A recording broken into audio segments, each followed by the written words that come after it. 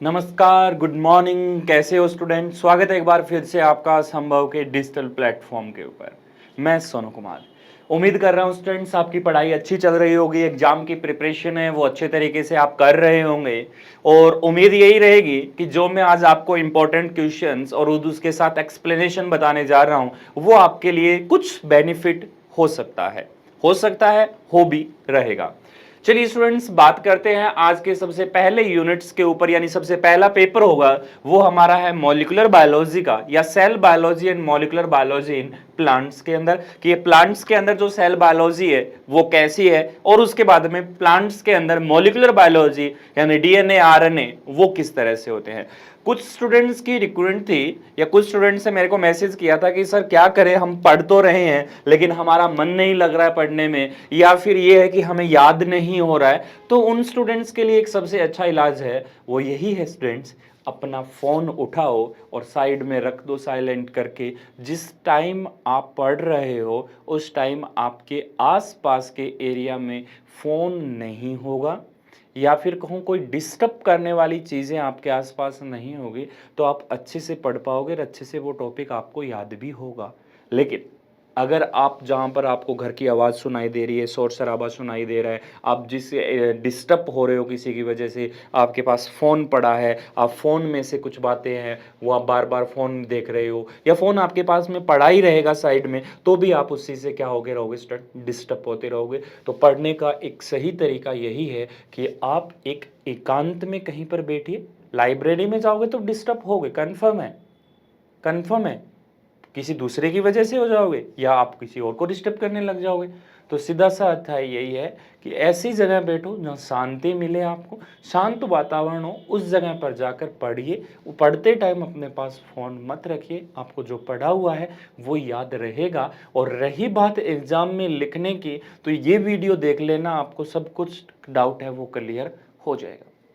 चलिए स्टूडेंट्स, बात करते हैं आज के पेपर के ऊपर। सबसे पहले यूनिट्स है वो हमारे पास रहेगी यूनिट नंबर फर्स्ट, जिसमें आपके पास नॉर्मली 3 क्वेश्चन हैं वो पूछे जाते हैं। स्टूडेंट्स, कितने क्वेश्चन पूछे जाते हैं? 3 क्वेश्चन है वो पूछे जाते हैं। सबसे पहला क्वेश्चन आपसे पूछा जाता है वो है स्टूडेंट आपका सेल वॉल।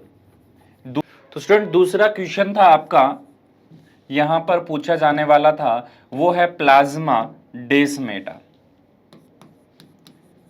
प्लाज्मा डेस्मेटा। और तीसरा क्वेश्चन है वो पूछा जाता है आपका पीएम यानी प्लाज्मा मेम्ब्रेन। ये फर्स्ट यूनिट में आपके पास 3 ही क्वेश्चन है, तीनों क्वेश्चन सबसे ज्यादा इंपॉर्टेंट है। सबसे पहले स्टार्ट करता हूं मैं प्लाज्मा मेम्ब्रेन सेल वॉल के ऊपर, कि सेल वॉल कैसी होती है, किन से मिलकर बनी होती है। वीडियो फास्ट चलेगा, स्किप मत करना, जल्दी जल्दी से 5 मिनट के अंदर या 10 मिनट के अंदर ये तीनों टॉपिक आपके क्या हो जाएंगे, रिवाइज हो जाएंगे। चलिए स्टूडेंट, सबसे पहले मैं बात करता हूं आपकी सेल वॉल के ऊपर यानी CW के ऊपर बात करता हूं। तो ध्यान रखना स्टूडेंट, ये सेल वॉल होती है वो दो सेल्स के बीच में एक सिमेटेड लेयर के रूप में काम करती है, यानी कि सेल को बाहर से प्रोटेक्ट करने का काम करती है। सेल वॉल का सबसे पहला फॉर्मेशन होता है स्टूडेंट, वो ध्यान रखना किससे होता है, आपकी मिडल लेमिना से होता है। किससे होता है? मिडल लेमिना से होता है। और ये मिडल लेमिना किसके द्वारा मिलकर बनी होती है? तो ध्यान रखना, गोल्जी बॉडी और ER के जो छोटे छोटे पार्टिकल्स बनते हैं, जब कोई प्रोटीन्स है वो प्रोटीन्स कहां जाती है, न्यूक्लियस से कहीं जाकर प्लाज्मा मेम्ब्रेन तक जाती है, या फिर वो साइटोप्लाज्म से कहीं दूसरी जगह जाती है प्रोटीन, तो उसको बाहर आउटर कवर कौन करता है? वेसिकल्स करती है। और उसी वेसिकल्स का जो छोटे छोटे टुकड़े बचते हैं वो गोल्जी बॉडी और ER के टुकड़े होते हैं, और वही टुकड़ों से आपकी क्या बनती है स्टूडेंट? मिडल लेमिना का यहां पर क्या होता है? फॉर्मेशन होता है। तो सबसे पहले ध्यान देना कि गोल्जी बॉडी और ER के जो छोटे छोटे फ्रेगमेंट्स हैं वो क्या हो जाएंगे, दो सेल के बीच में इस तरह से आपके एडजस्ट हो जाएंगे, जिसे हम नाम देते हैं मिडल लेमिना,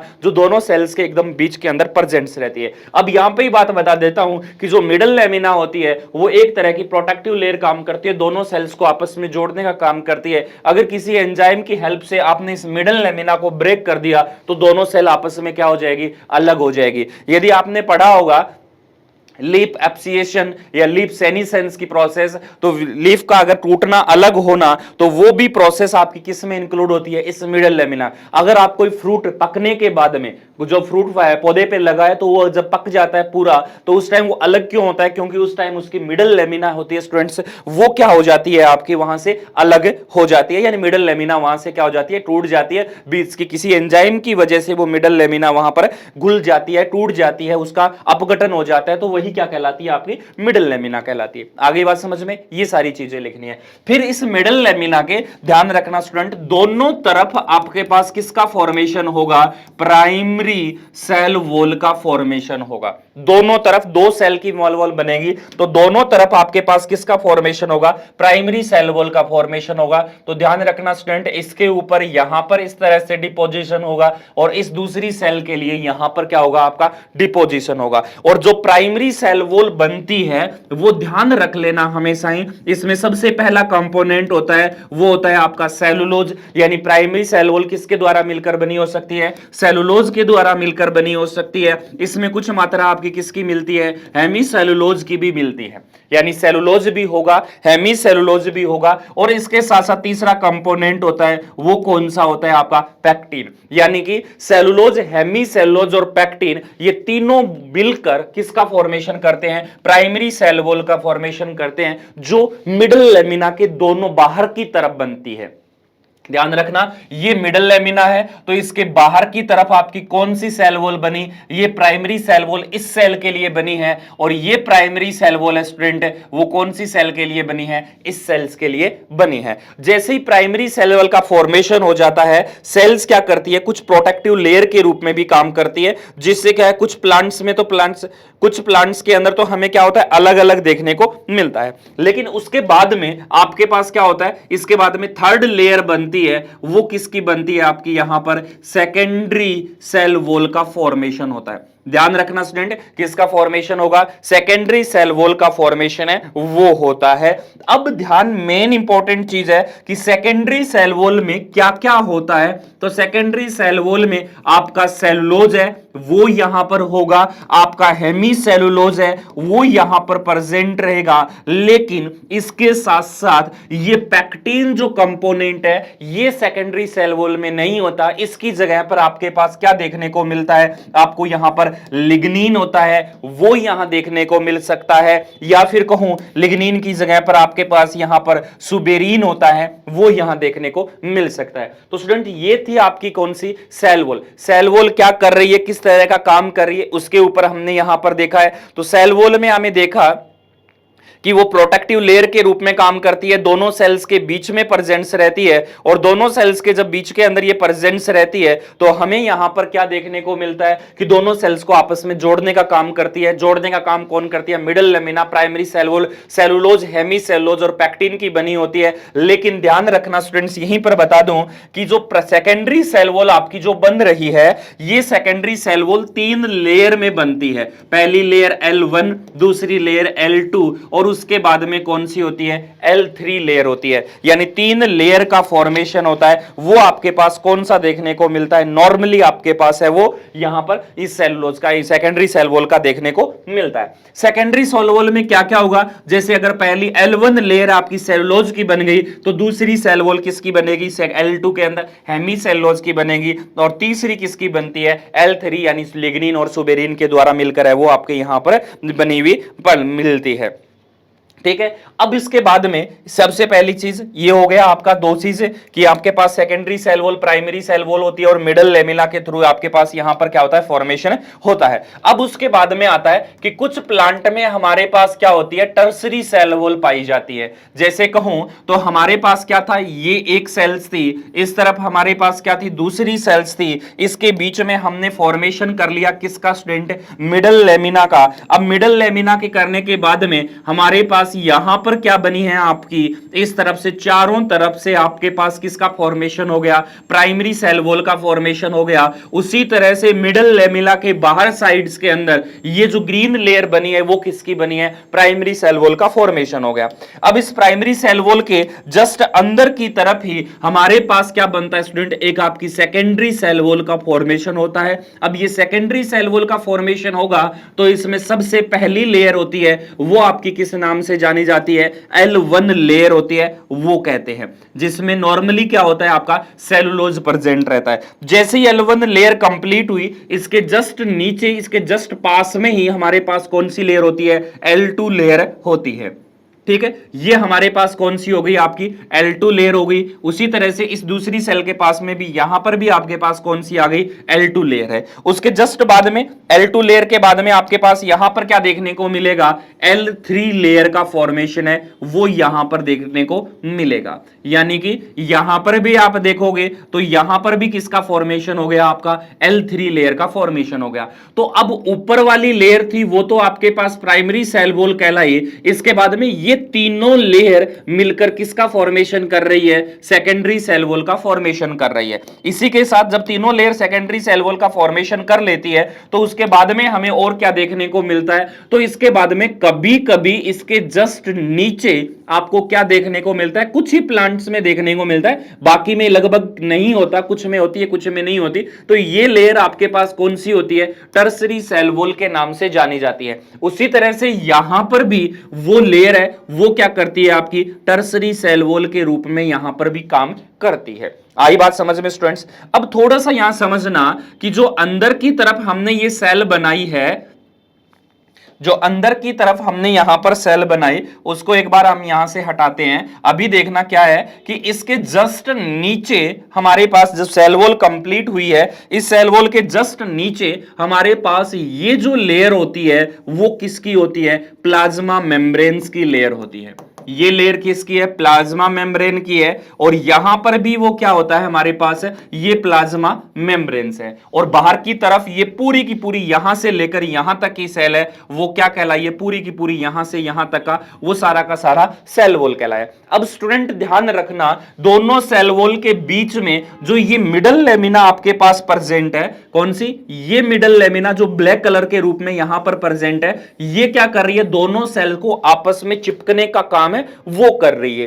और यहां से ही आपका जो दूसरा क्वेश्चन उठता है प्लाज्मोडेस्माटा, उसका फॉर्मेशन होता है। कैसे होता है स्टूडेंट, उस पे ध्यान देना थोड़ा सा, कि यहां पर हमारे पास क्या देखने को मिलेगा कि इन सेल वॉल के बीच में से ही हमारे पास कुछ सेल वॉल है वो इस तरह से क्या हो जाती है, यहां से रिमूव हो जाती है। यहां से क्या हो गई आपकी, रिमूव हो गई। और यहां पर आपके पास क्या बन गया, एक छोटी सी पतली सी इस तरह की लेयर बन गई है इस तरह से। ठीक है, और ये क्या है, यहां पर प्लाज्मा मेम्ब्रेन को भी इस तरह से कट कर देती है, यानी पूरा स्ट्रक्चर है वो आपके पास कुछ इस तरह से क्या हो जाता है, एडजस्ट हो जाता है। तो ये जो बीच की ये पॉइंट बना है, ये पॉइंट आपका क्या कहलाता है यहां पर स्टूडेंट, प्लाज्मो डेस्मेटा के नाम से है वो यहां पर जाना जाता है। यानी दोनों सेल्स को आपस में जोड़ने का काम है वो किया है। अब यहां पर एक बात और समझ लीजिएगा स्टूडेंट, और सुनिएगा क्या क्या चीजें और होती है। तो ये प्लाज्मा मेम्ब्रेन और सेल वॉल के बीच का स्पेस होता है, ये भी आपको ध्यान में रखना है। कौन सा स्पेस कहलाता है, एपोप्लास्ट स्पेस होता है वो स्टूडेंट पाया जाता है। ठीक है, अगर कोई मटेरियल, यदि कोई पदार्थ एक सेल से दूसरे सेल में जाता है और वो कैसे जाए, इस स्पेस में से होते हुए जाए, यानी प्लाज्मा मेम्ब्रेन और सेल वॉल के बीच से वो यहां से क्रॉस होता है, तो उस प्रकार के पाथवे को हम किस नाम देते हैं, एपोप्लास्ट पाथवे का नाम देते हैं। लेकिन अगर किसी भी पदार्थ को इसके साइटोप्लाज्म में, जैसे यहां पर कोई मटेरियल पड़ा है और उसको इस सेल में जरूरत है, वो क्या करता है, इसका सेल का साइटोप्लाज्म यूज करके प्लाज्मोडेस्माटा स्पेस को यूज करके कहां पहुंच गया, आपके पास दूसरी सेल के अंदर पहुंच गया। तो इस प्रकार का जो ट्रांसफर होता है जिसने प्लाज्मोडेस्माटा की सहायता से एक साइटोप्लाज्म से दूसरे साइटोप्लाज्म में मटेरियल को ट्रांसफर किया है, तो इस प्रकार के ट्रांसफर को हम क्या कहते हैं यहां पर सिम्प्लास्ट ट्रांसपोर्ट कहते हैं। ध्यान रखना, ये पूछ लिया जाता है कई बार, एपोप्लास्ट ट्रांसपोर्ट किसे कहते हैं, सिम्प्लास्ट ट्रांसपोर्ट किसे कहते हैं छोटे वाले क्वेश्चन में। तो ध्यान ये रखना है कि एपोप्लास्ट ट्रांसपोर्ट होगा वो प्लाज्मा मेम्ब्रेन और सेल मेम्ब्रेन के बीच के स्पेस के थ्रू ट्रांसफर होगा, लेकिन सिम्प्लास्ट ट्रांसपोर्ट कैसे किया जाएगा, जब एक सेल का साइटोप्लाज्म से दूसरे सेल के साइटोप्लाज्म में हेल्प किसकी सहायता से, प्लाज्मोडेस्माटा की सहायता से क्या किया जाता है, ट्रांसफर किया जाता है, तो उसे हम क्या कहते हैं, सिम्प्लास्ट ट्रांसपोर्ट कहते हैं। अब बात आती है कि इस सेल से यहां तक पहुंच गया तो ये बीच की सेल वॉल कैसे हटी। तो ध्यान रखना स्टूडेंट, प्लांट की कोई भी सेल वॉल हो, कोई भी मेम्ब्रेन हो, वो आपस में एक दूसरे से क्या होती है, एडजस्ट होती है, और एक सेल दूसरे सेल के बीच में आपस में एक स्पेस बनाए रखती है ताकि यहां से मेटेरियल यहां पहुंच जाए, यहां से मेटेरियल दूसरे सेल में आ जाए, किसी भी प्रकार के ट्रांसपोर्ट में उसको प्रॉब्लम नहीं हो। इसी वजह से क्या हो जाता है, ये मेम्ब्रेन है वो ज्यादातर ट्रांसपोर्ट रहती है। लेकिन कुछ सेल्स होती है, वो ध्यान रखना स्टूडेंट्स, कुछ सेल्स के अंदर हमें क्या देखने को मिलता है कि हमारे पास ये प्लाज्मा मेम्ब्रेन है, वो प्लाज्मा मेम्ब्रेन इस प्लाज्मोडेस्माटा के द्वारा नहीं जुड़ी हुई होती है। ध्यान ये रखना कि क्यों, क्योंकि हम आप देखेंगे कि हमारे पास जो सेल वॉल की मेम्ब्रेन होती है, वो सेल वॉल की मेम्ब्रेन है स्टूडेंट्स, वो कैसी होती है, तो उसके ऊपर एक पोरीन प्रोटीन प्रेजेंट रहती है। ध्यान रखना कौन सी प्रोटीन है, पोरीन प्रोटीन प्रेजेंट रह सकती है, जो क्या करती है, मेम्ब्रेन्स को लगभग 13 टाइम तक स्पान करती है, यानी 13 टाइम तक उसके अंदर से क्रॉस होती है। जैसे इस डायग्राम में मैं कोई मेम्ब्रेन्स बनाऊं तो इस डायग्राम में हमारे पास क्या होगा, यहीं पर देखना कि वो लगभग इस तरह से क्या करेगी, 13 बार इस मेम्ब्रेन को क्रॉस करेगी, और 13 मेम्ब्रेन को क्रॉस करती है। ये प्रोटीन कौन सी होती है, आपकी पोरीन प्रोटीन होती है, जिसकी वजह से आपके पास क्या हो जाता है स्टूडेंट्स, यहां पर एक पोर का फॉर्मेशन हो गया। यानी ये स्ट्रक्चर कैसी हो जाती है, एक पोर का फॉर्मेशन कर लेती है, और इसी पोर में से होते हुए 13 बार स्पान करती है, तो यहां पर क्या हो जाएगा, आपका पोर का फॉर्मेशन हो जाएगा। यानी यहां पर क्या हो जाएगा, आपका पोर का फॉर्मेशन हो जाएगा, और पोर का फॉर्मेशन हो जाएगा तो लार्ज जो पार्टिकल्स हैं वो सारे के सारे क्या कर लेते हैं, यहां से ट्रांसफर कर लेते हैं। यानी सीधी सी बात कहूं तो प्लाज्मा मेम्ब्रेन्स होती है, वो क्या होती है, आपके पास एक सेलेक्टिवली परमेबल होती है, लेकिन सेल वॉल क्या होती है, आने दो, जो भी चीजें आए उनको आने दो, कोई रोक टोक वहां पर नहीं होती, इसलिए सारा का सारा मटेरियल क्या हो जाता है, वहां पर ट्रांसफर कर जाता है। ये चीजें आपको इसी तरह से क्या करनी होगी, याद करनी होगी स्टूडेंट्स। आपको सीधा यो नहीं है कि ये से मैं ये लिखूंगा ये नहीं लिखूंगा, आपको सिर्फ ये पता होना चाहिए कि हाँ इसमें क्या क्या चीज होती है, उसी के हिसाब से आप यहां पर लिख सकते हो। ठीक है, तो ये हो गया हमारे पास सेल वॉल, और साथ साथ में हमने कुछ बातें पढ़ ली किसकी, प्लाज्मोडेस्माटा की। अब मैं सिर्फ बात कर रहा हूं यहां पर आगे चल के, वो है हमारे पास किसकी, प्लाज्मा मेम्ब्रेन्स के ऊपर। ध्यान रखना सबसे इंपॉर्टेंट टॉपिक है, या तो आप कौन पढ़ोगे, आपके पास सेल वॉल आपने अच्छे से पढ़ रखी है, प्लाज्मोडेस्माटा पढ़ रखा है तो वो पढ़ना, वरना प्लाज्मा मेम्ब्रेन एक ऐसा टॉपिक है उसको एक को पकड़ लेना, आपके दोनों एक क्वेश्चन है वो वहां से यूनिट नंबर फर्स्ट से आपका क्या हो जाएगा, कवर हो जाएगा। तो ध्यान रखना स्टूडेंट्स, प्लाज्मोडेस्माटा के ऊपर बात, प्लाज्मा मेम्ब्रेन के ऊपर बात कर रहा हूं। तो प्लाज्मा मेम्ब्रेन्स होती है वो हमने देख लिया कि ये कहां होती है, सेल वॉल के ऊपर प्रेजेंट रहती है। ठीक है, सेल वॉल के ऊपर प्रेजेंट रहती है, पूरे साइटोप्लाज्म को क्या करती रहती है, कवर करती रहती है, और उसके साथ साथ और ये कैसी होती है, तो ये आपको पता है कैसी होती है, सेलेक्टिव परमेबल नेचर की पाई जाती है। यानी कि जिसको छोटे छोटे पोर्स होते हैं उनको सेलेक्टिव करेगा, लेकिन सेलेक्टिव करने के लिए क्या होगा कि नॉर्मल जो गैसेस मॉलिक्यूल है वो नॉर्मली क्या हो जाते हैं, आपके यहां पर ट्रांसपोर्ट हो जाते हैं, और गैसेस के साथ साथ जो स्मॉल साइज के मॉलिक्यूल होते हैं, जो यहां पर कौन से स्मॉल साइज के मॉलिक्यूल होते हैं, वो भी क्या कर जाते हैं, आपके यहां पर इजिली ट्रांसपोर्ट हो जाते हैं। लेकिन बाकी मॉलिक्यूल्स, जैसे बात करूं आपके पास किसकी, लार्ज मॉलिक्यूल्स की बात कर लेता हूं, लार्ज मॉलिक्यूल के साथ साथ आपके पास कुछ पोलर मॉलिक्यूल होते हैं, उनकी मैं बात करूं तो वो प्लाज्मा मेम्ब्रेन से ट्रांसपोर्ट नहीं होते हैं, यानी कि वो इजिली से नहीं ट्रांसफर होंगे। तो नो ट्रांसपोर्ट फॉर इजिली, यानी इजिली से ट्रांसपोर्ट है वो वहां पर नहीं होंगे। इसके साथ साथ और प्लाज्मा मेम्ब्रेन्स की बात करूं तो प्लाज्मा मेम्ब्रेन्स में हमें क्या देखता है कि एक प्रकार का परमेबिलिटी बैरियर के रूप में है, वो हमने देख लिया कि कैसे काम करती है। परमेबिलिटी बैरियर के रूप में काम है वो करती है, ट्रांसपोर्ट करने का काम करती है, एक मॉलिक्यूल का दूसरे मॉलिक्यूल के ऊपर क्या करती है, यहां पर ट्रांसपोर्ट करती है, चाहे वो प्रोटीन का ट्रांसफर हो, चाहे वो एंजाइम का ट्रांसफर हो, चाहे वो किसी भी प्रकार का लिक्विड का ट्रांसफर हो, चाहे वो किसी भी प्रकार के ट्रांसपोर्ट की बात करें तो वो ट्रांसपोर्ट करने का काम है वो यहां पर करती है। अब उसके बाद में हमारे पास बात आती है कि जो प्लाज्मा मेम्ब्रेन्स के ऊपर जो मॉडल्स लागू होता है वो कौन सा होता है, तो वो ध्यान रखना फ्लूइड मोज़ेक मॉडल्स होता है वो लागू होता है। ये फ्लूइड मोज़ेक मॉडल किसने दिया था, सिंगर एंड निकोलसन ने दिया था लगभग 1972 के अंदर, तो वो मॉडल प्लाज्मा मेम्ब्रेन पे लागू होता है। उन्होंने क्या कहा था कि इसमें एक प्रकार का हमारे पास लिपिड होता है और उसमें प्रोटीन्स भी प्रेजेंट रहती है और उसमें क्या होता है, यहां पर कार्बोहाइड्रेट होता है वो प्रेजेंट रहता है। लिपिड लगभग 50% के करीब होती है, यानी कि कहूं तो 48% के करीब होती है। प्रोटीन्स भी आपके लगभग 48% के करीब होती है। ये लगभग 2 से 4% के रूप में क्या होता है, आपका कार्बोहाइड्रेट होता है वो पाया जाता है।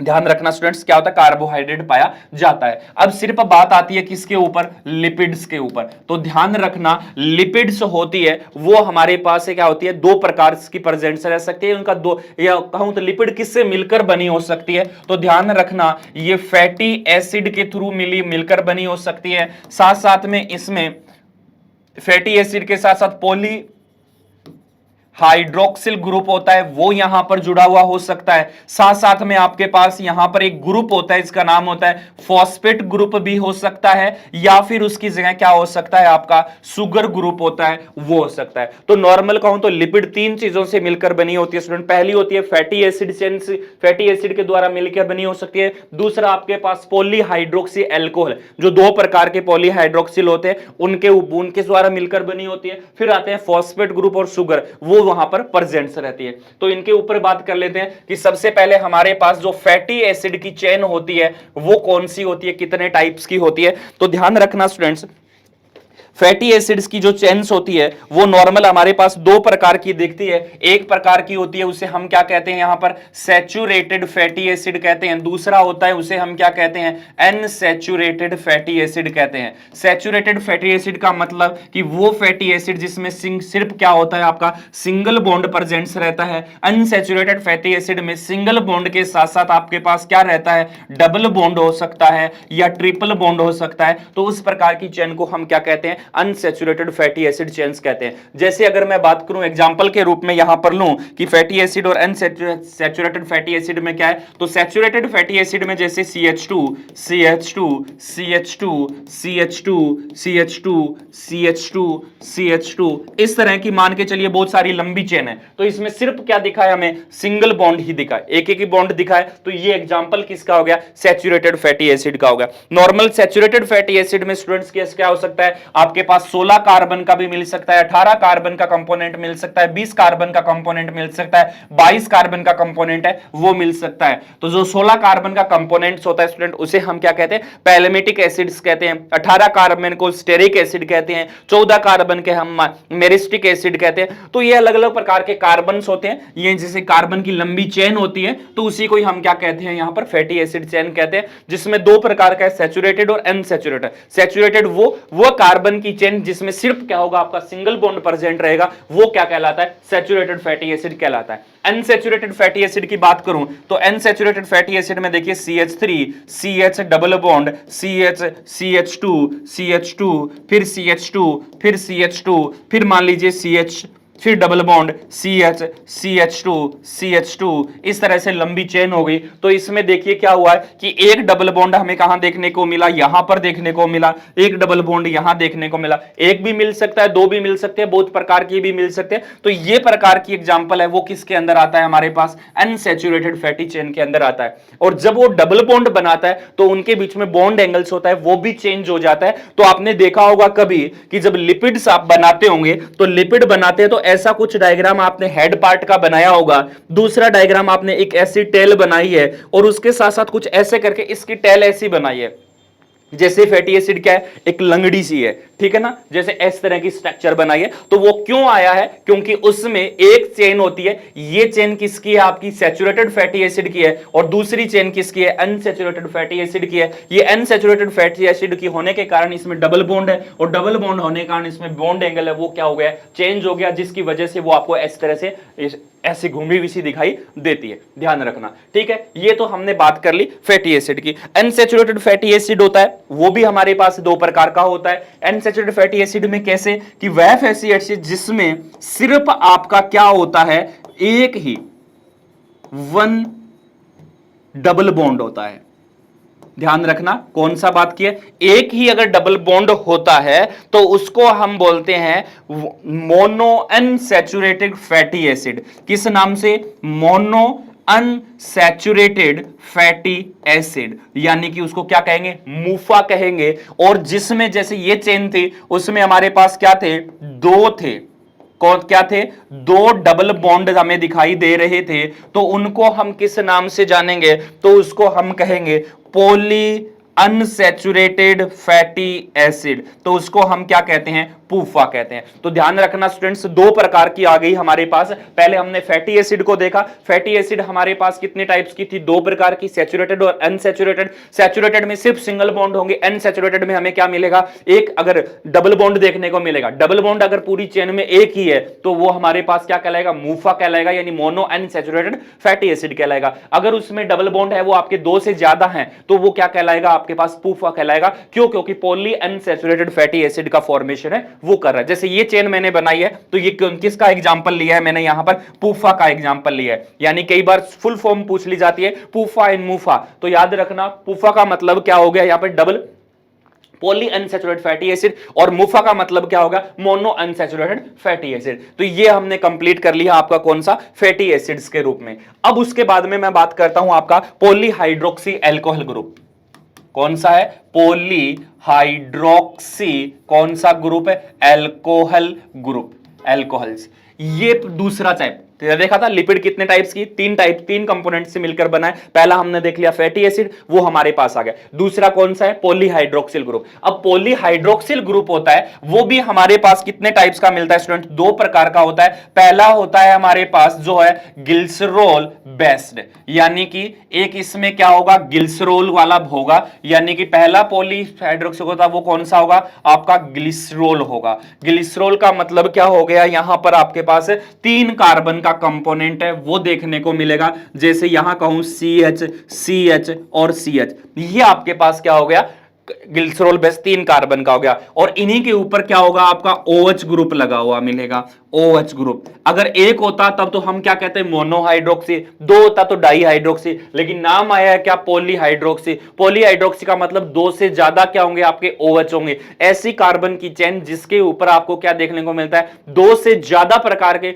या दो से ज्यादा OH ग्रुप देखने को मिलते हैं, वो क्या कहलाते हैं, पॉलीहाइड्रोक्सी कहलाते हैं। तो इनमें देखिए दो है, तो यहां पर कार्बन की वैलेंसी को पूरा करने के लिए क्या हो जाएगा, CH2 CH2। ये जो ग्लिसरॉल बना है ये क्या कहलाता है, पॉलीहाइड्रोक्सी ग्लिसरॉल के नाम से है, वो यहां पर जाना जाता है, ठीक है। उसके बाद में हमारे पास एक और आता है जिसको हम कहते हैं यहां पर स्पिंगो सीन के बारे में, कि हमारे पास क्या मिलता है, स्पिंगोसिन बेस्ड होता है, वो हमारे पास पॉलीहाइड्रोक्सिल ग्रुप देखने को मिलता है। अब इसमें क्या होता है स्टूडेंट, वो ध्यान में रखना कि आपके पास CH2 OH होता है, यहां पर आपके पास CH2, यहां आपके पास CH2, यहां CH2 CH2 CH2 CH2 CH2, यानी कि ग्लिसरॉल था वो कितने कार्बन का कंपोनेंट था आपके पास, यहां पर स्टूडेंट तीन कार्बन का कंपोनेंट था। लेकिन स्पिंगोसिन बेस्ड होता है वो लगभग कितने कार्बन का बेस्ड होता है, 18 कार्बन बेस्ड आपके पास क्या होती है, पॉलीहाइड्रोक्सिल ग्रुप है, देखने को मिलता है। पॉली 18 कार्बन होगा तो कैसे, एक नंबर, दो नंबर, तीन नंबर, चार नंबर, पांच नंबर, 6 नंबर, 7 नंबर, इस तरह से इधर लंबी चेन बनती जाएगी। वो कितने की हो जाएगी, 18 कार्बन की। लेकिन बात आती है कि पॉलीहाइड्रोक्सिल ग्रुप है, तो पॉलीहाइड्रोक्सिल ग्रुप कहां हुआ, एक ही OH आया, तो ध्यान रखना इसका दूसरा OH ग्रुप हमें कहां देखने को मिलता है, यहां पर देखने को मिलता है। और इसके साथ साथ इसके बीच वाले कार्बन पे हमें क्या देखने को मिलता है, एक एमिनो ग्रुप यानी NH2 ग्रुप होता है, वो यहां पर देखने को मिलता है। ठीक है स्टूडेंट्स, तो यहां पर जो इसका नाम था वो 3 कार्बन की बेस पे हमने किसको रख दिया, ग्लिसरॉल को रख दिया, लेकिन यहां NH2 ग्रुप होने की वजह से इसका नाम होता है वो हम क्या रखते हैं, पॉलीहाइड्रोक्सी एमिनो एल्कोहल। क्या नाम होगा, पॉलीहाइड्रोक्सी, ये तो है ही, यानी पॉलीहाइड्रोक्सी, इस ग्रुप की वजह से क्या नाम आ गया, एमिनो, और पूरा कंपोनेंट कैसा है, एल्कोहल है, तो इसका स्पिंगोसिन बेस्ड वाले एल्कोहल आ गया।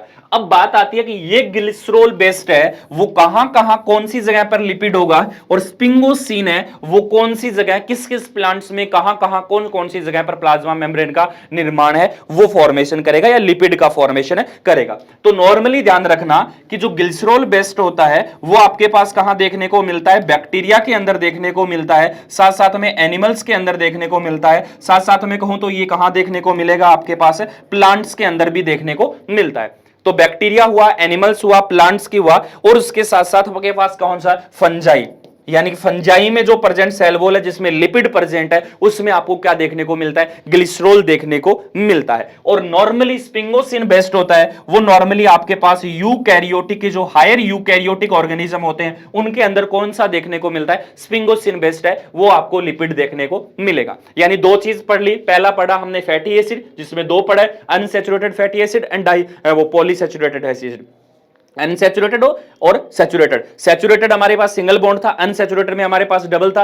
अनसैचुरेटेड दो प्रकार के हमें देखने को मिले, जिसमें डबल बॉन्ड एक होता है वो मुफा कहलाता है, जिसमें डबल बॉन्ड दो होते हैं वो क्या कहलाता है, फूफा कहलाता है। अगर आपका मन में आ रहा हो 3 हो तो भी वो फूफा कहलाएगा, और 4 हो तो भी क्या कहलाएगा, वो फूफा कहलाएगा। लेकिन उसके बाद में हमारे पास दूसरा कंपोनेंट था, वो कौन सा था, पॉलीहाइड्रो एल्कोहल। पॉलीहाइड्रोक्सी एल्कोहल में क्या होता है, ग्लिसरॉल और स्पिंगोसिन बेस्ड होता है। ग्लिसरॉल आपके पास 3 कार्बन का होता है और इसमें स्पिंगोसिन होता है। स्पिंगोसिन 18 कार्बन का कंपोनेंट होता है। 3 कार्बन वाले कंपोनेंट कहां कहां प्रेजेंट, बैक्टीरिया, एनिमल्स, प्लांट और फंजाई के अंदर नॉर्मली हमें देखने को मिलते हैं। लेकिन स्पिंगोसिन बेस्ड है वो नॉर्मली हायर यूकैरियोटिक की बात करूं तो वो कहां पर प्रेजेंट रह सकते हैं, प्लांट्स के अंदर भी प्रेजेंट रहेंगे और एनिमल्स के अंदर भी प्रेजेंट रहेंगे। तो अब आपके मन में ये क्वेश्चन आ रहा होगा कि प्लांट और एनिमल यहां है तो प्लांट और एनिमल भी यहां है, तो ध्यान रखना प्लांट्स और एनिमल्स के अंदर नॉर्मली क्या होता है, दोनों प्रकार की लिपिड देखने को मिलती है, ग्लिसरॉल बेस्ड भी होती है और स्पिंगोसिन बेस्ड लिपिड भी आपको देखने को मिलती है। लेकिन फंजाई के अंदर बात करेंगे तो वो नॉर्मली ग्लिसरॉल बेस्ड होगी। बैक्टीरिया के अंदर बात करूंगा तो वो कौन सी होगी, आपके पास यहां पर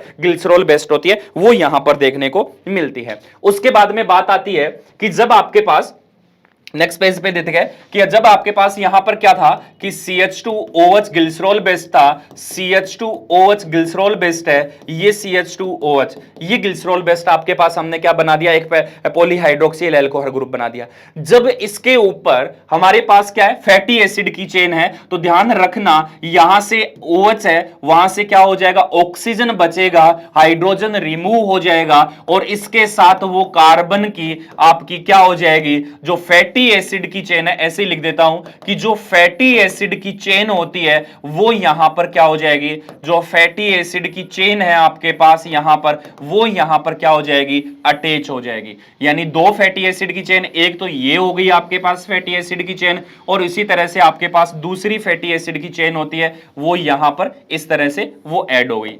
ये फैटी एसिड की दूसरी चेन है वो ऐड हो गई, तो यहां पर भी आपके पास क्या हो गया, फैटी एसिड बन गया, और ये भी क्या है, फैटी एसिड की दो चेन है। यानी किसके ऊपर बात कर रहे हैं, ग्लिसरॉल बेस्ड के ऊपर बात कर रहे हैं। तो ग्लिसरॉल बेस्ड के ऊपर हमारे पास क्या क्या देखने को मिलता है कि फैटी एसिड की चेन यहां पर बाइंड हो जाती है।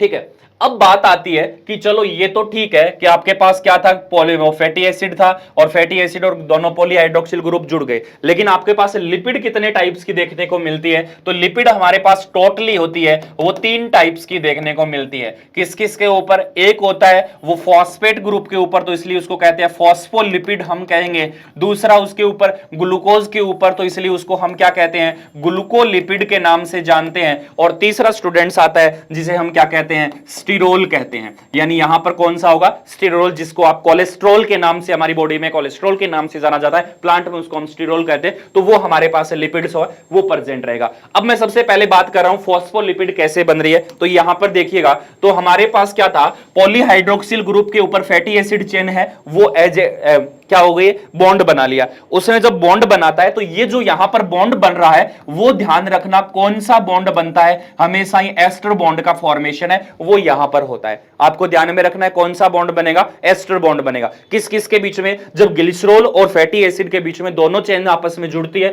तो इस जगह पर भी आपको एस्टर बॉन्ड बनेगा, इस जगह पर भी आपको क्या होगा, एस्टर बॉन्ड का निर्माण है वो होगा। अब बात आती है फॉस्फोलिपिड कैसे बनेगा, तो यहां से आपका OH ग्रुप है वो हटेगा और इस जगह पर वो ऑक्सीजन ट्रांसफर होगा और ऑक्सीजन ट्रांसफर होके और इसी ऑक्सीजन के साथ आपका क्या ऐड हो जाएगा, फॉस्फेट ग्रुप ऐड हो जाता है। तो अब ये कहा था हमने, देखिए यहां पर क्या कहा था स्टूडेंट कि हमारे पास जो पूरी लिपिड बनता है, लिपिड बनता है, तो हमारे पास कितने टाइप, कितने मॉलिक्यूल देखने को मिलते हैं, किन किन से मिलकर बना होता है। तो हमने यहां पर देखा कि हमारा सबसे पहला फैटी एसिड होता है, दूसरा पॉलीहाइड्रोक्सिल होता है, तीसरा हमारे पास क्या होता है, फॉस्फेट ग्रुप। या फॉस्फेट हो सकता है या वहां पर क्या प्रेजेंट रह सकता है, आपका शुगर ग्रुप प्रेजेंट रह सकता है। उसी तरह से देखिए कि हमारे पास यहां पर हमने क्या कर लिया, ये पॉलीहाइड्रोक्सिल ग्रुप हो गया, ये फैटी एसिड हो गया और यहां पर क्या कर दिया, फॉस्फेट ग्रुप बाइंड कर दिया। जब ये फॉस्फेट ग्रुप बाइंड हो गया तो ये क्या कहलाएगा आपके पास, अब यहां पर फॉस्फोलिपिड कहलाएगा। अब इस फॉस्फोलिपिड तो कहलाएगा, लेकिन इस फॉस्फेट के ऊपर भी कुछ मॉलिक्यूल्स होते हैं वो और बाइंड कर रहे होते हैं। याद आ रहा होगा कुछ बातें जो रिपीट कर रहा हूं मैं जल्दी फास्टली, ताकि आपको वो पूरा कॉन्सेप्ट आपके क्या हो जाए, रिवाइवल हो जाए, ताकि ऐसे कुछ करके आपको क्या होता है, लिखना होता है ये सारी चीजें। ठीक है स्टूडेंट्स, अब क्या होता है, फॉस्फेट के ऊपर भी हमारे पास कुछ ग्रुप होते हैं वो ऐड होते हैं। वो कौन कौन से हो सकते हैं, वो आपके पास हो सकते हैं जैसे इथेनॉल एमीन हो सकता है, सेरीन हो सकता है, कोलिन हो सकता है, इनिसिटोल हो सकता है, ग्लिसरॉल हो सकता है वापस से, तो वो यहां पर ऐड हो जाएंगे। तो जब अगर फॉस्फेट प्रेजेंट है तो उसको हम फॉस्फोलिपिड के नाम से जानेंगे। और इस जगह पर इस फॉस्फेट के कारण अगर मैं कह दूं कि नहीं यहां फॉस्फेट नहीं है, यहां पर मैं किसी भी प्रकार की इस तरह की सर्कुलर शुगर का फॉर्मेशन कर दो, तो ये क्या कहलाएगा आपके पास, ग्लूकोलिपिड। फॉस्फेट हटाओ तो वो किस, ग्लूकोज ऐड किया तो क्या बन गया, ग्लूकोलिपिड का फॉर्मेशन हो गया। कब, जब यहां पर क्या है, कोई भी शुगर प्रेजेंट है। लेकिन जब फॉस्फोलिपिड की बात करता हूं तो फॉस्फोलिपिड का फॉर्मेशन है वो कब होता है, जब इस शुगर ग्रुप वाले जगह पर क्या होता है आपके पास, यहां पर क्या देखने को मिलता है, एक फॉस्फेट ग्रुप होता है वो यहां पर देखने को मिलता है। आ रही होगी बात समझ में स्टूडेंट्स। अब टोटली बात कहूं तो ये तो हो गया ग्लिसरॉल बेस्ड का, यानी कि हमने देख लिया ग्लिसरॉल बेस्ड का, जिसमें कौन सा बॉन्ड बन रहा है, एस्टर बॉन्ड बनता है। अब उसी तरह से आपके पास क्या देखने को मिलेगा, स्पिंगोसिन में हमने क्या देखा, CH2OH था, यहां CH था, यहां एमिनो ग्रुप था, यहां पर आपके पास वो कार्बन की एक लंबी चेन थी। स्पिंगोसिन वाले में ध्यान देना, इस तरह की क्या थी, एक पास कार्बन की एक आपके पास लंबी चेन थी, यानी लगभग कितने कार्बन का, 18 कार्बन की चेन है वो आपको देखने को मिली। तो यहां से क्या होगा आपका, यहां से अचटेगा और इस जगह पर क्या हो जाएगा, वो फैटी एसिड की क्या हो जाएगी, एक लंबी चेन का फॉर्मेशन है वो यहां पर हो जाएगा। यानी ये फैटी एसिड की एक चेन है उसका फॉर्मेशन यहां पर हो गया। अब ये फैटी एसिड की चेन है तो यहां पर जो ग्लिसरॉल में था तो वहां पर कौन सा बॉन्ड बना था, एस्टर बॉन्ड बना था। लेकिन यहां पर ध्यान रखना स्टूडेंट, कौन सा बॉन्ड बनेगा, एमाइड बॉन्ड का है वो यहां पर क्या होगा, फॉर्मेशन होगा। आ रही होगी बात समझ में, यहां पर क्या होगा आपके पास एमाइड बॉन्ड का फॉर्मेशन होगा। अब जब एमाइड बॉन्ड का फॉर्मेशन होगा तो आपके पास क्या स्टूडेंट, क्या ऐड हो जाएगी, दो प्रकार की फैटी एसिड है वो यहां पर क्या हो जाती है, ऐड हो जाती है। अब उसके बाद की बातें करें तो उसके बाद में हमें ध्यान रखना है कि इस जगह पर जो OH ग्रुप है, ये OH ग्रुप अगर फॉस्फेट के साथ जुड़ता है तो उसका नाम होता है फॉस्फो या फॉस्फोस्पिंगोलिपिड्स। अगर ग्लूकोज जुड़ता है तो उसका नाम होता है हमारे पास ग्लूकोस्पिंगोलिपिड्स। ये नॉर्मल है, आपको इतना ध्यान में नहीं रखना है, बस इतना ध्यान में रखना कि आपके पास क्या क्या तीन तीन चार चार चीजें प्रेजेंट रही थी, दो प्रकार की होती है, कैसे कैसे कहां कहां जुड़ती है, कौन से बॉन्ड बनाती है, बस इतना सा ही ध्यान है वो आपको रखना है।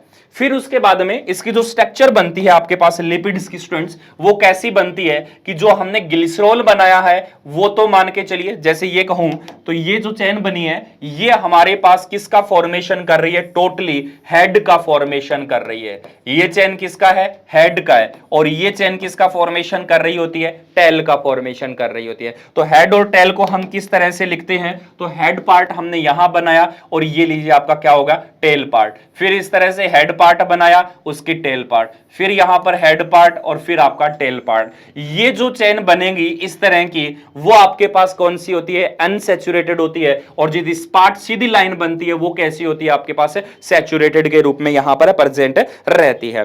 अब उसके बाद में आपके पास दो चीजें आती है। अब यहां पर कुछ चेन और बना देता हूं मैं इस तरह से, ताकि अच्छे से समझ में आ जाएगा। अब तीन चीजें मैं एक नाम लिख रहा हूं। पहला नाम है आपके पास किसका, फिलिपेज। इसको सुन लीजिएगा, फिलिपेज क्या होता है, नाम याद आ रहा होगा, फिलिपेज। फिलिपेज ध्यान में रखना, तो ध्यान रखना फिलिपेज का मतलब क्या हुआ कि बाहर से कोई मटेरियल अंदर आता है, यानी कि कैसे, फिलिपेज नाम से देखो, फिलिपेज। फिलिपेज अपने घर पे कोई मेहमान आता है तो हम करते हैं ना, आइए, वेलकम। तो फिलिपेज का मतलब बाहर से कोई अंदर आना। फिर मान के चलिए आपको गुस्सा आया, गुस्सा आया तो आप क्या करते हो, भग जा, तो उसका नाम क्या होगा यहां पर, फिलिपोज। क्या हो गया, फिलिपोज। फिलिपेज का मतलब आना और फिलिपोज का मतलब जाना, ठीक है, यानी अंदर से बाहर। ये तो हो गया एक्सोप्लाज्मिक टू साइटोप्लाज्म, और ये फिलिपोज का मतलब हो गया साइटोप्लाज्म टू एक्सोप्लाज्म, यानी बाहर भेजना इसको। फिर आता है आपके पास स्क्रम्बलेज। कौन सा नाम आता है, स्क्रम्बलेज। स्क्रम्बलेज, स्क्रम्बलेज में क्या होता है, यहां से यहां ट्रांसफर कर गया, यहां से यहां हो गया, या फिर वो किसी अन्य प्रकार का ट्रांसफर ऊपर से नीचे की तरफ ट्रांसफर हो गया, या यहां से वो यहां ऊपर नीचे से ट्रांसफर कर देता है, तो उसे हम किस नाम से जानते हैं स्टूडेंट, यहां पर स्क्रम्बलेज के नाम से है, वो यहां पर जानते हैं। तो ये देखा हमने किसके ऊपर, प्लाज्मा मेम्ब्रेन्स के ऊपर, यानी लिपिड्स के बारे में हमने बात कर ली है। अब बात करता हूं प्रोटीन्स के बारे में। अब प्रोटीन्स के बारे में आपको पता होगा कि प्रोटीन्स के अंदर क्या देखने को मिलता है, कि जैसे ये हमारे पास कोई लिपिड की चेन है, ये लिपिड की चेन है, यहां पर उसका क्या होता है, हेड पार्ट प्रेजेंट है।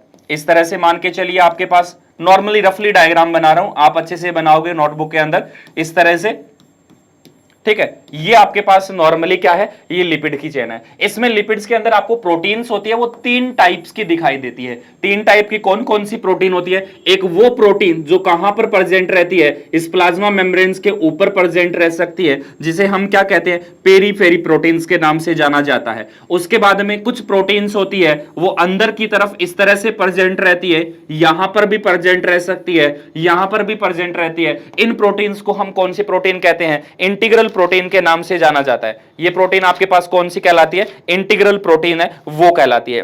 जो पेरीफेरल प्रोटीन्स होती है, वो हमेशा ही ध्यान में रखना, सेल सिग्नलिंग का काम करती है, एंजाइम्स के रूप में काम करती है, और सेल शेप को बनाने के रूप में काम करती है। और जो इंटीग्रल प्रोटीन्स होती है, वो सेल का सेल से, एक सेल से दूसरे सेल्स के अंदर क्या करती है, इंटरेक्शन करने का काम करती है, सेल शेप को भी वो बनाएगी, एंजाइम के रूप में वो भी आपका ये काम करती है।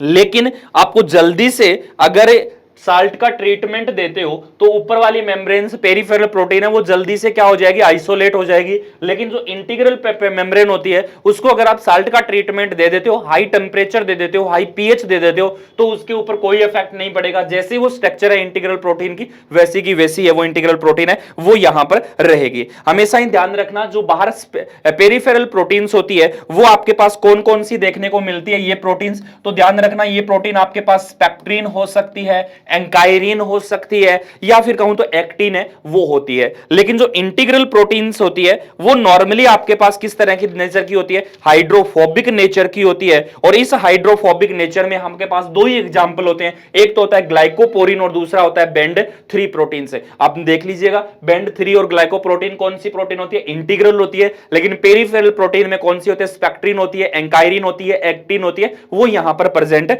रहती है। और तीसरी प्रोटीन्स होती है, वो हमेशा ही कैसी रहती है, इस लिपिड के साथ इस तरह से क्या होती है, एक दूसरे के साथ इस तरह से आपस में जुड़ी हुई रहती है, जिसे हम कहते हैं लिपिड लिंक्ड प्रोटीन। और हमेशा ही लिपिड लिंक्ड प्रोटीन होती है, वो आपके पास क्या होती है, कोवलेंटली बॉन्ड के रूप में प्रेजेंट रहती है।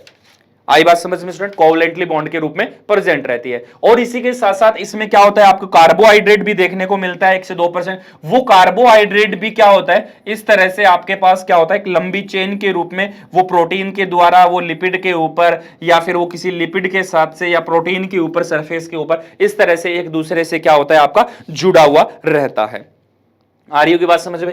तो उसके बाद में हमारे पास, ये तो हमने पढ़ लिया प्लाज्मा मेम्ब्रेन की स्ट्रक्चर के बारे में। उसके बाद में हमारे पास आता है स्टूडेंट इसका मेम्ब्रेन का ट्रांसपोर्ट, कि मेम्ब्रेन है वो किस तरह का ट्रांसपोर्ट है, वो यहां पर करती है। तो ध्यान रखना, मेम्ब्रेन का ट्रांसपोर्ट हमारे पास दो प्रकार से होता है। मेम्ब्रेन का ट्रांसपोर्ट है वो हमारे पास कितने टाइप्स के रूप में होता है, दो प्रकार के अंदर होता है। एक होता है हमारे पास यहां पर जो होता है स्मॉल मॉलिक्यूल का ट्रांसपोर्ट। आप ध्यान रखना, जैसे प्लाज्मा मेम्ब्रेन को डिटेल में बताया, यहां डिटेल में बताऊंगा, सिर्फ चार्ट के थ्रू बताऊंगा कैसे होता है। एक होता है स्मॉल मॉलिक्यूल का और एक होता है यहां पर कैसा, लार्ज मॉलिक्यूल का ट्रांसपोर्ट। स्मॉल मॉलिक्यूल छोटे छोटे मॉलिक्यूल का अलग होगा, लार्ज मॉलिक्यूल का अलग होगा। इस स्मॉल मॉलिक्यूल्स में भी हमें क्या होता है, दो प्रकार का ट्रांसपोर्ट देखने को मिलता है। एक ट्रांसपोर्ट होता है वो हमेशा ही कैसा होता है, पैसिव ट्रांसपोर्ट होता है। एक होता है पैसिव ट्रांसपोर्ट और दूसरा आपके पास कैसा होता है, एक्टिव ट्रांसपोर्ट है, वो यहां पर प्रेजेंट रहता है। हमेशा ही जो पैसिव ट्रांसपोर्ट होता है वो भी आपके पास किस तरह का होता है स्टूडेंट, दो प्रकार का होता है। वो दो प्रकार का कौन कौन से प्रकार का, एक होता है जिसे हम क्या कहते हैं, डिफ्यूजन कहते हैं, जिसमें कोई भी मेम्ब्रेन इन्वॉल्व नहीं होती है। दूसरा होता है वो हमारे पास कौन सा होता है, आपका फैसिलेटेड डिफ्यूजन होता है। यानी डिफ्यूजन का ही पार्ट होता है, जहां पर डिफ्यूजन नहीं हो पाता उस जगह पर एनर्जी के रूप में काम आकर या कुछ प्रोटीन गेटेड आयन चैनल के रूप में काम आकर क्या होता है, फैसिलिटेटेड डिफ्यूजन होता है। वो यहां पर क्या होता है, आपका कंप्लीट होता है। अब फैसिलिटेटेड डिफ्यूजन होता है स्टूडेंट्स, वो भी आपके पास कितने टाइप्स का होता है, यहां पर दो टाइप्स का देखने को मिलता है। एक वो होता है जिसमें हमें क्या देखने को मिलता है, कुछ ट्रांसपोर्टर प्रोटीन्स होती है, उन प्रोटीन की ट्रांसपोर्टर प्रोटीन की हेल्प से क्या हो जाता है, आपका ट्रांसपोर्ट होता है, उसे हम फैसिलिटेटेड डिफ्यूजन कह सकते हैं। और कुछ ट्रांसपोर्ट होते हैं वो आपके पास कुछ आयंस के चैनल होते हैं, उन चैनल्स के द्वारा है, वो क्या होता है, ट्रांसपोर्ट होता है। तो ये ऐसा ट्रांसपोर्ट क्या कहलाता है, पैसिव ट्रांसपोर्ट के रूप में काम करता है। कैसा कैसा क्या कहा है कि सबसे पहला ट्रांसपोर्ट होता है सिंपल मॉलिक्यूल में, पैसिव प्रकार का ट्रांसपोर्ट और मॉलिक्यूल होते हैं। पैसिव प्रकार का आपके पास ट्रांसपोर्ट होता है जिसमें डिफ्यूजन होगा। डिफ्यूजन का मतलब किसी मॉलिक्यूल, जैसे डिफ्यूजन में सबसे ज्यादा कौन काम में आता है, गैस के मॉलिक्यूल काम में आते हैं। ये गैस के मॉलिक्यूल हुए या फिर और भी बहुत सारे छोटे मॉलिक्यूल्स है, जैसे कहूं तो आपके पास नॉन पोलर मॉलिक्यूल है, वो यहां से इजीली से क्या कर जाते हैं, ट्रांसफर कर जाते हैं। तो वो नॉन पोलर मॉलिक्यूल्स और नॉन पोलर मॉलिक्यूल्स हैं, वो आपके इजीली से ट्रांसफर किसकी वजह से करेंगे, डिफ्यूजन प्रोसेस की वजह से। लेकिन फैसिलिटेटेड डिफ्यूजन है, वो फैसिलिटेटेड डिफ्यूजन आपके पास ऐसी प्रोसेस है जिसमें जैसे आपको ग्लूकोज का ट्रांसपोर्ट करना है, सोडियम आयन का ट्रांसपोर्ट करना है, कैल्शियम चैनल का करना है, एमिनो एसिड का ट्रांसपोर्ट करना है, तो उसके लिए काम में आते हैं। ठीक है, और इनके लिए आपके पास क्या होगा, अलग अलग प्रकार की, जैसे यहां पर एग्जांपल के रूप में बनाऊं तो यहां पर क्या होता है, कुछ इस तरह की प्रोटीन्स होती है, वो यहां पर प्रेजेंट रहती है, जो एक गेट के रूप में काम करती है। जब इनके कुछ होते हैं जो आयन गेटेड होते हैं, जो यहां पर कुछ आयन बाइंड करेंगे, ये गेट ओपन होगा और यहां से क्या हो जाएगा, प्लाज्मा मेम्ब्रेन के अंदर ट्रांसपोर्ट होगा। कुछ में क्या होता है, इस तरफ से यहां पर भी अगर कुछ मॉलिक्यूल इधर ट्रांसफर होंगे तो कुछ मॉलिक्यूल बाहर की तरफ ट्रांसफर होंगे। तो ये सारे के सारे ट्रांसपोर्टर और आयन चैनल्स के रूप में हमारे पास किसका पार्ट होता है, आपका फैसिलिटेटेड डिफ्यूजन का पार्ट होता है। उस फैसिलिटेटेड डिफ्यूजन के बाद में हमारे पास आता है कौन सा, एक्टिव ट्रांसपोर्ट। एक्टिव ट्रांसपोर्ट भी हमारे पास कितने टाइप्स का होता है स्टूडेंट, दो टाइप्स का देखने को मिलता है। एक एक्टिव ट्रांसपोर्ट में हम कह सकते हैं कि हमारे पास कौन सा है, प्राइमरी एक्टिव ट्रांसपोर्ट है।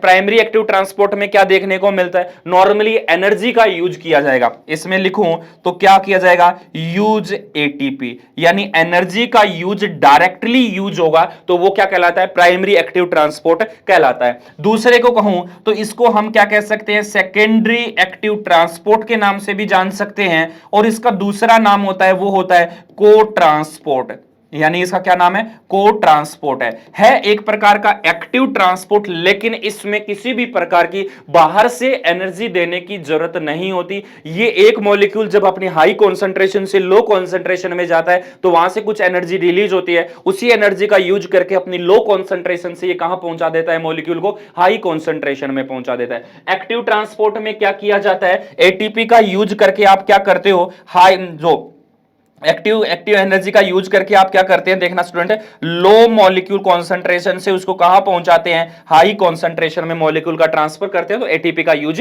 होगा। लेकिन यहां पर क्या प्रोसेस है कि एक मॉलिक्यूल है वो अपनी हाई कॉन्सेंट्रेशन से कहां जा रहा है, लो कॉन्सेंट्रेशन से जा रहा है, तो इसमें से क्या हुई, एनर्जी रिलीज हुई, और एनर्जी रिलीज हुई तो जो मॉलिक्यूल लो कॉन्सेंट्रेशन से हाई कॉन्सेंट्रेशन में जाता है उस एनर्जी का यूज कर लेता है और कहां पहुंच जाता है, हाई कॉन्सेंट्रेशन में पहुंच जाता है। तो हमें बाहर से कोई किसी भी प्रकार की एनर्जी देने की जरूरत नहीं बचती, वो यहां पर इजीली से ट्रांसपोर्ट हो जाता है। तो ये था हमारा स्मॉल मॉलिक्यूल का ट्रांसपोर्ट, जिसमें हमने पैसिव और एक्टिव प्रकार के ट्रांसपोर्ट को पढ़ा है।